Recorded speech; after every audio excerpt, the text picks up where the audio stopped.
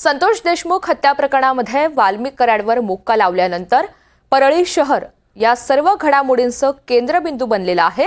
काल परळी शहर बंदची हाक देण्यात आली होती आणि आज पुन्हा परळी शहर बंद आहे। एवढंच काय तर परळी शहरातील व्यापारी संघटनांकडून सुद्धा लाऊड स्पीकरद्वारे बंदची हाक दिली जाते। तर याच परळी शहरातील मुख्य बाजारपेठेतून सविस्तर आढावा घेतलेला आहे आमचे प्रतिनिधी मोहसिन शेख यांनी। पाहूयात। संतोष देशमुख हत्या प्रकरणावरून बीड जिल्ह्यात अनेक घडामोडी घडत आहेत आणि या घडामोडींचं सध्या केंद्रबिंदू बनलंय ते म्हणजे परळी शहर। काल परळी बंद होतं, आज देखील परळी बंद आहे आणि त्यामुळे परळी शहर अक्षरशः ठप्प पडलंय। ह्या दुकानं आहे, मी सध्या परळीच्या मुख्य मार्केटमध्ये आहे, मोंढा परिसर आहे आणि या परिसरात आपण जर बघतोय तर सगळे दुकानं व्यापाऱ्यांनी बंद ठेवले आहेत। व्यापाऱ्यांची आज बैठक झाली। या बैठकीत हा निर्णय घेण्यात आला की आज परळी शहर बंद ठेवायचं आहे आणि त्यानंतर उद्यापासून हे आंदोलन कसं असणार, बेमुदत परळी बंद ठेवायचा की नाही याबाबत देखील बैठक होणार आहे। एकंदरीत बघितलं तर मेडिकल सोडले तर इथे या परळीमध्ये काहीच सुरू नाहीये, परळी अक्षरशः ठप्प पडली आहे। मुख्य मार्केट असेल, गल्ली बोळ्यातले दुकानं असतील, सगळं या ठिकाणी बंद पडलेलं आहे। कराड यांच्या समर्थकांनी जे आहे तर काल आपण बघितलं तर बीडमध्ये आक्रमकपणे आंदोलन केलं आणि या आंदोलनानंतर ही सगळी बीडमधली परिस्थिती आहे। लोक रस्त्यावर आहेत, वाहनं चालत आहेत, लोक इकडे तिकडे फिरताना पाहायला मिळतात, मात्र मार्केट हे पूर्णपणे बंद आहे।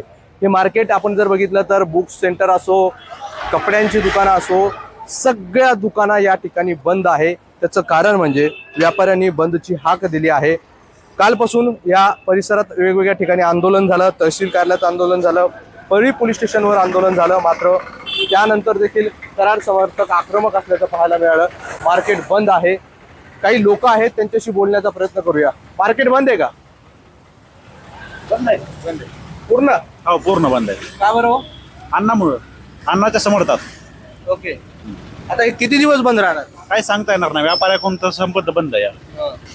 हा 5 वाजता मीटिंग आहे, 5 वाजता काहीतरी ठरल। हे सगळी परिस्थिती आहे बीड मधली। बीड आज पूर्णपणे ठप्प आहे।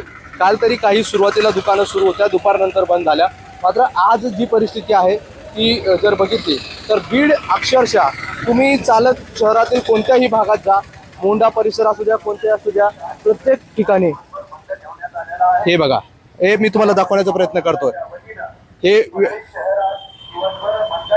परळी शहर बंद आहे। व्यापारी संघटनेचा कडून लाऊडस्पीकर द्वारे ज्या ठिकाणी जे आहे तर लाऊडस्पीकर लावून माहिती व्यापाऱ्यांना दिली जाते की आज परळी बंद आहे।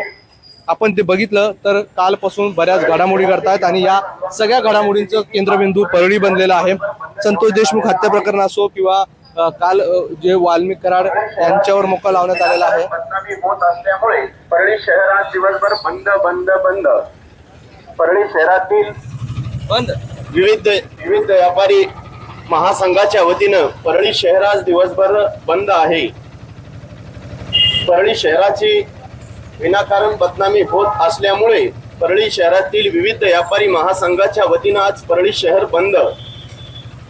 ही सगळी परिस्थिती आहे। परळी आज पूर्णपणे ठप्प आहे, परळी शहर पूर्णपणे ठप्प आहे। त्याचं कारण म्हणजे ज्या पद्धतीने काल वाल्मिक कराड यांच्यावर कारवाई मोक्का लावण्यात आला आणि त्यानंतर व्यापाऱ्यांनी घेतलेली भूमिका आहे। राजकारण होत आहे, परळीचं नाव बदनाम होतंय आणि त्यामुळे आम्ही सगळे व्यापाऱ्यांनी हा निर्णय घेतल्याचं जो व्यापाऱ्यांनी सांगितलं होतं। आज परळी बंद आहे, जिथपर्यंत नजर जाईल जी दुकान दिसेल ती सगळी बंद आहे आणि आता तर लाऊडस्पीकरद्वारे जे आहे तर व्यापाऱ्यांकडून जे आहे तर जाहिरातबाजी केली जाते, म्हणजे लोकांना सांगितलं जात आहे की आज परळी बंद असणार आहे आणि सगळ्यांनी परळी दुकानं बंद ठेवावी अशी विनंती व्यापाऱ्यांकडून केली जाते आणि त्या विनंतीनंतर आज आपण बघितलं तर परळी शहर अक्षरशः बंद आहे, ठप्प आहे। व्हिडिओ जर्नलिस्ट कपिल जाधवसह मोहसिन शेख, NDTV।